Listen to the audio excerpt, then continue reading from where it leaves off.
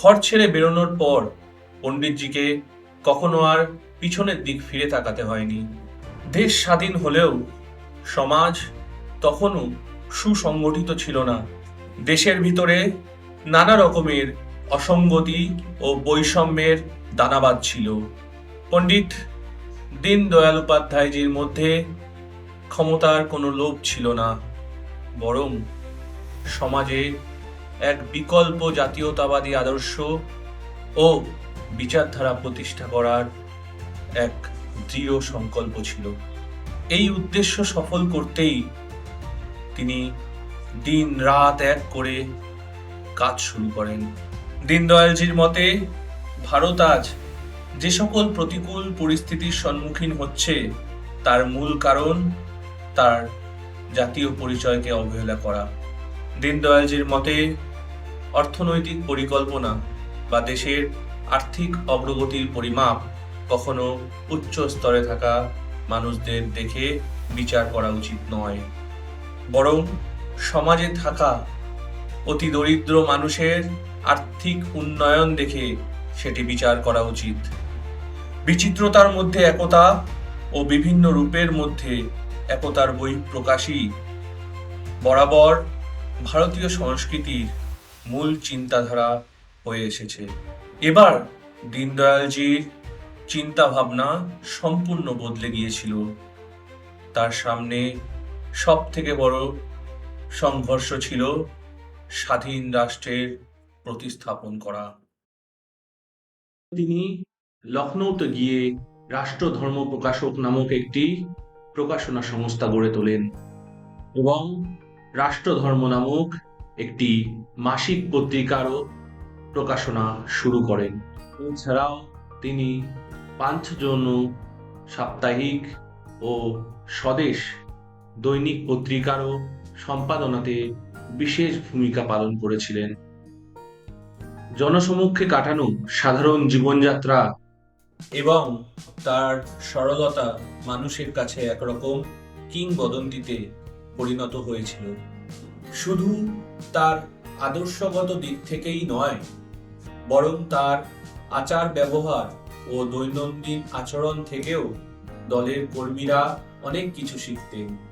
অত্যন্ত জটিল বিষয়গুলিকেও তিনি তার দৈনন্দিন কাজের ফাঁকে খুব সহজ সরল উপায়ে তার সমাধান করে দিতেন।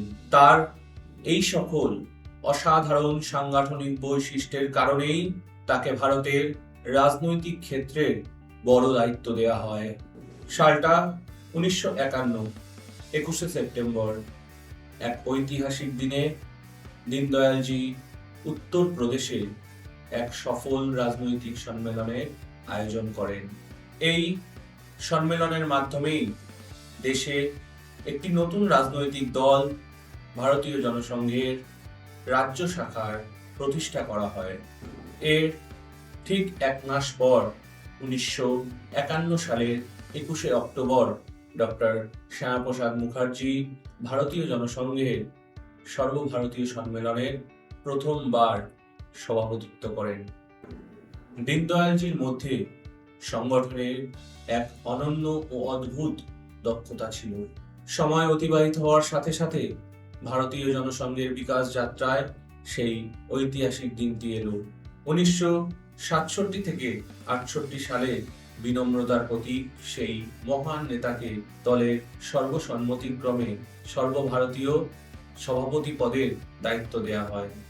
নিজের দায়িত্ব পালন করতে এবং জনসংঘের দেশপ্রেমের বার্তা দেশবাসীর কাছে পৌঁছে দিতে দীনদয়ালজি দক্ষিণ ভারতের বিভিন্ন অঞ্চল ভ্রমণ করেন। পণ্ডিত দীনদয়ালজির এই কুশল রাজনৈতিক ক্ষমতা দেখে ডক্টর শ্যামাপ্রসাদ মুখার্জি বলেছিলেন, যদি ভারতবর্ষে আমি দুটি দীনদয়াল পেয়ে যেতাম তবে ভারতের রাজনৈতিক মানচিত্র বদলে যেত।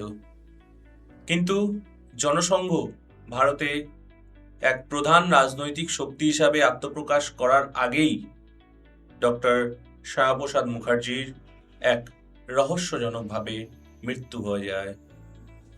এই সদ্যজাত রাজনৈতিক দলটিকে সামলানোর ও এগিয়ে নিয়ে যাওয়ার গুরুদায়িত্ব এসে পড়ে পণ্ডিত দীনদয়ালজির কাঁধে।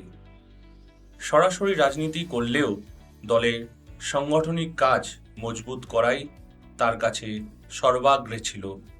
সালটা 1967, যখন জনসংঘের কালিকটে দলের ভিত্তিপ্রস্তর স্থাপন হয়েছিল, তখন দীনদয়ালজি দলের সর্বভারতীয় সভাপতির পদটি গ্রহণ করেছিলেন। 11ই ফেব্রুয়ারি 1968 সালে দেশের উপর এক বজ্রাঘাত নেমে আসে, যখন সমগ্র দেশবাসী পণ্ডিতজির আকস্মিক ও নৃশংস হত্যাকাণ্ডের খবর জানতে পারে। সমগ্র দেশ গভীর শোকে শোকাচ্ছন্ন হয়ে পড়ে। পৃথিবী ছেড়ে যাওয়ার আগে পণ্ডিতজি দেশবাসীকে এমন এক দর্শন দিয়ে গেছেন, যা তৎকালীন দেশবাসীর মন থেকে ধীরে ধীরে হারিয়ে যাচ্ছিল। সেই দিনগুলিতে দেশ সমাজবাদ ও পুঁজিবাদের তীব্র দ্বন্দ্বের মধ্যে দিয়ে পার হচ্ছিল।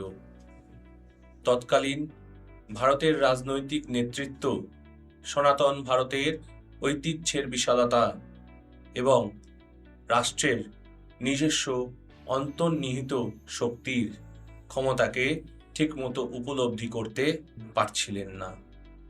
তারা কখনো এদেশ থেকে বা কখনো ওদেশ থেকে নিজের দেশের উন্নয়নের মডেল ধার করার চেষ্টা করছিল।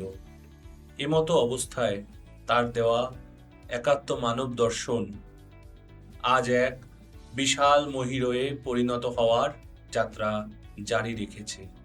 পণ্ডিত দীনদয়াল উপাধ্যায়জির একাত্ম মানববাদ এবং সমাজের শেষ প্রান্তের মানুষের উন্নয়নের স্বপ্নকে বাস্তবায়িত করা আজকের ভারতীয় জনতা পার্টির সরকার সম্পূর্ণভাবে দৃঢ় সংকল্পবদ্ধ।